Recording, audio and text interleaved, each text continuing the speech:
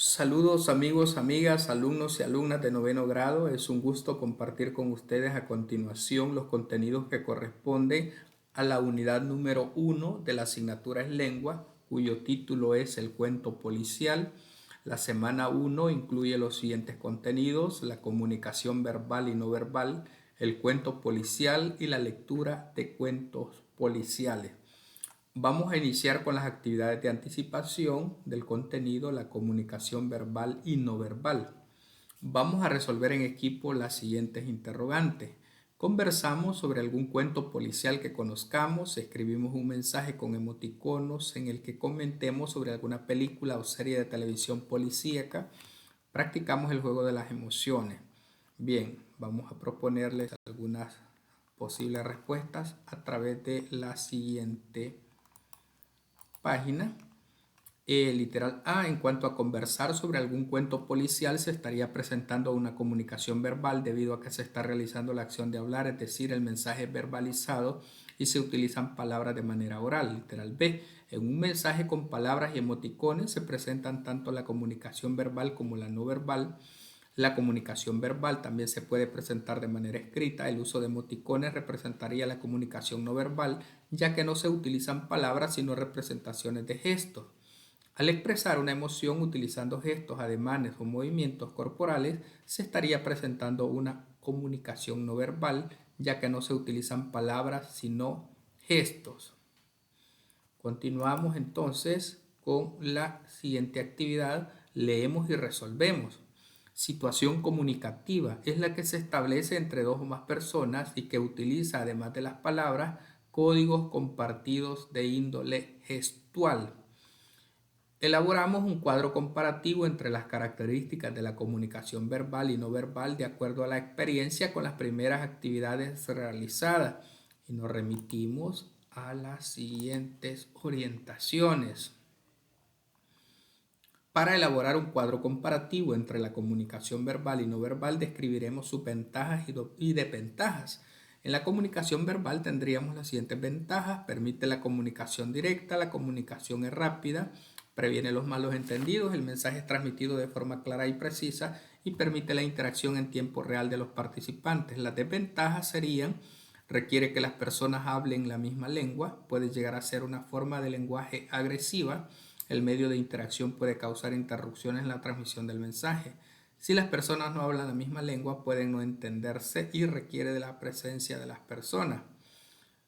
En la comunicación no verbal tendríamos las siguientes ventajas: no requiere de una lengua madre para ser transmitida, las personas podrían llegar a comprenderse mediante representaciones, gestos, permite hacer llegar información a cualquier persona en cualquier parte del mundo, puede considerarse como un tipo de lenguaje universal, la comprensión y la transmisión de estos mensajes no se ve limitado a un solo medio. ¿Cuáles serían las desventajas de la comunicación no verbal? Es un lenguaje que se presta a malos entendidos, la comunicación no es directa, el mensaje no es transmitido de forma clara y concisa, la interpretación de los gestos, señas y medios de transmisión del lenguaje está relacionada a la cultura de cada persona, requiere de recursos externos para la transmisión del mensaje. Luego continuamos con la siguiente parte de lo que corresponde a nuestro contenido. Dibujamos los emoticones que más utilizamos al comunicarlos por redes sociales.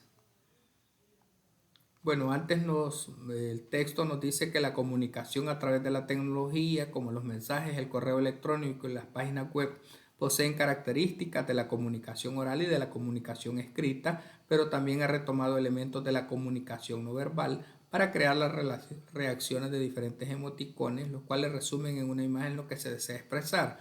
Luego nos pide que dibujemos los emoticones que más utilizamos al comunicarnos por redes sociales y aquí les presento una gama de ellos.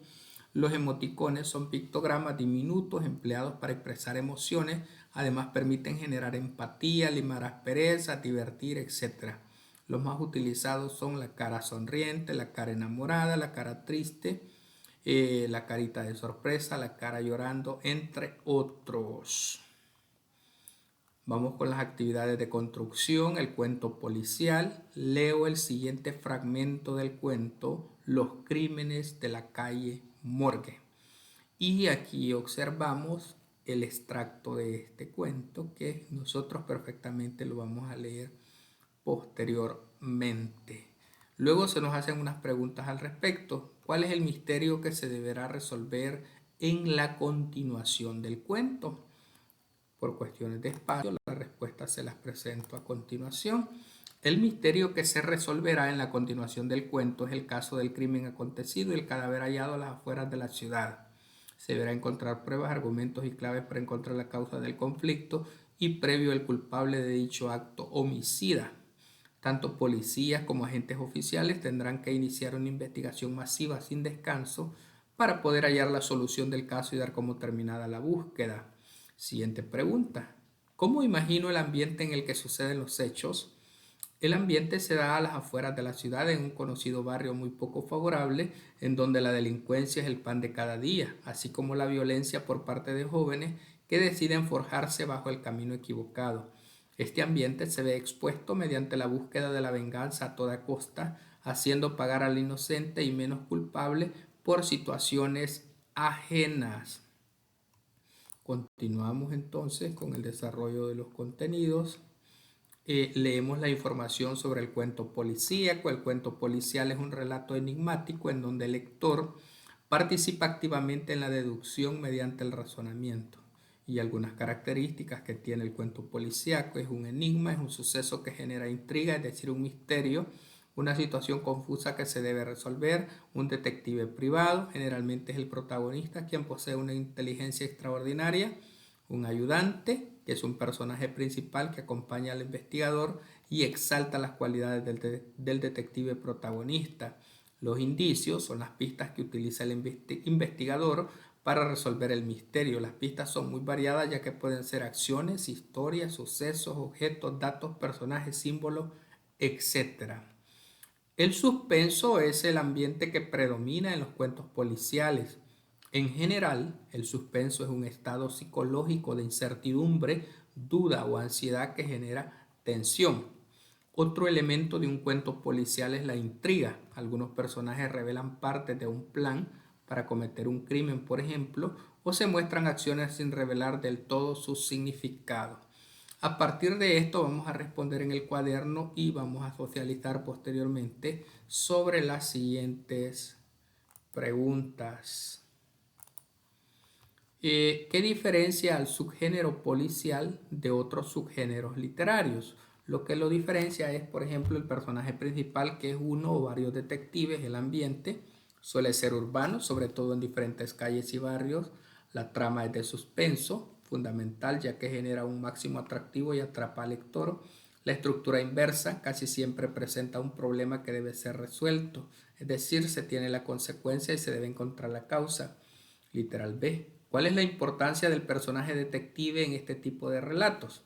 El personaje detective en el relato de una novela policial es de suma importancia porque es el encargado de solucionar el enigma o problema planteado.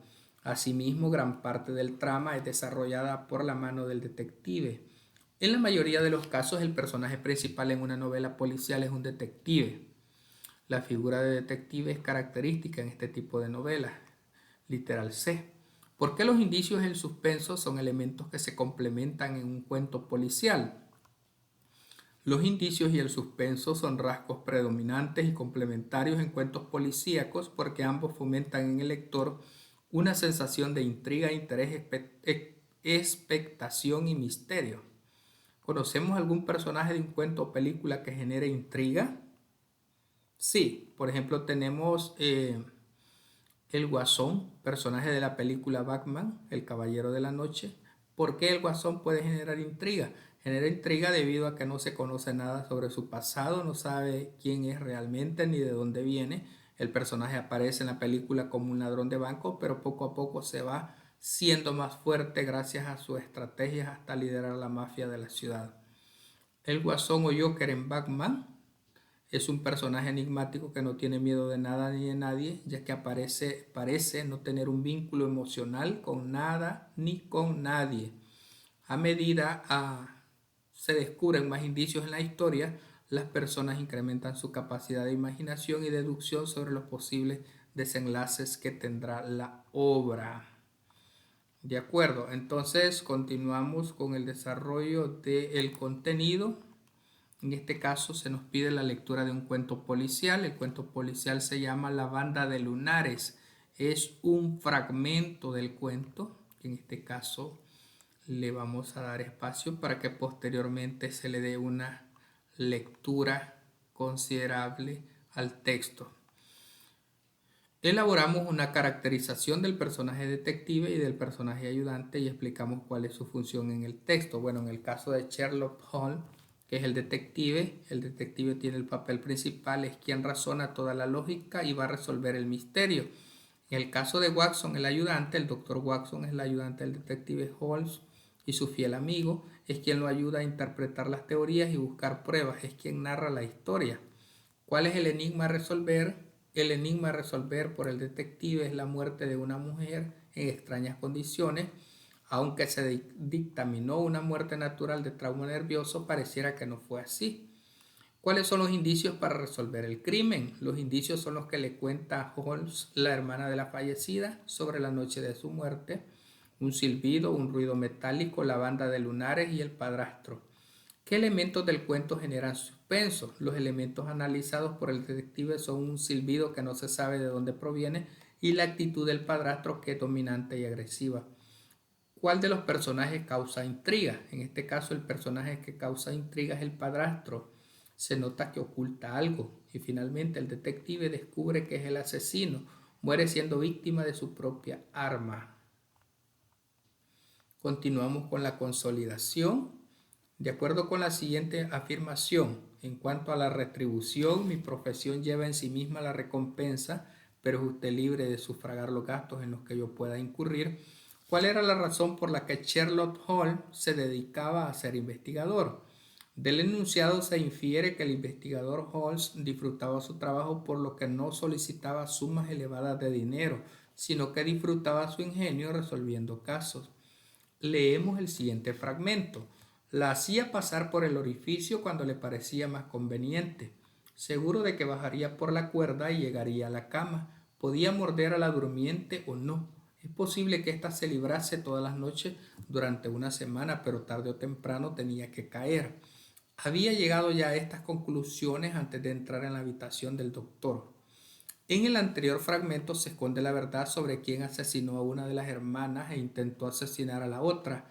¿Cuál es? Explicamos si esta es una situación que podría suceder en la vida real. El doctor tenía serpientes venenosas y la conexión al cuarto de la joven facilitó su asesinato. Optó por asesinarlas. En la vida real, la ambición lleva a las personas a cometer actos delictivos. Elaboramos un organizador gráfico con las ideas principales de la resolución del enigma. El doctor pensó que su hijastra era quien se hospedaría en el cuarto esta noche. La disposición del cuarto cerrado, en donde solo podía entrar algo por una cuerda que daba a la cama, el espacio de la cuerda por donde solo podía entrar un animal, una serpiente, la conexión entre el cuarto del doctor y el cuarto de Julia, la colección de animales que poseía el doctor. Ese es el organizador gráfico con las principales ideas de la resolución del enigma.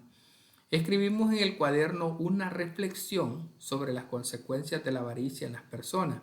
Bien, la avaricia puede dejarnos muchas consecuencias negativas como, número 1, pérdida de los buenos valores morales, número 2, la realización de actos delictivos, número 3, la adquisición de enemigos por la actitud que tiene consigo la avaricia y número 4, aumento de los bienes materiales pero disminución de los bienes espirituales. Entonces, ¿qué es la avaricia? La avaricia viene siendo esa necesidad de tener muchas riquezas sin querer compartirlas con nadie. La avaricia puede provocar la adquisición de malos hábitos y la pérdida de muchos buenos valores, por ejemplo, la honestidad. La reflexión final sería que la avaricia nos podrá dar muchos elementos materiales, pero nos empobrece como persona.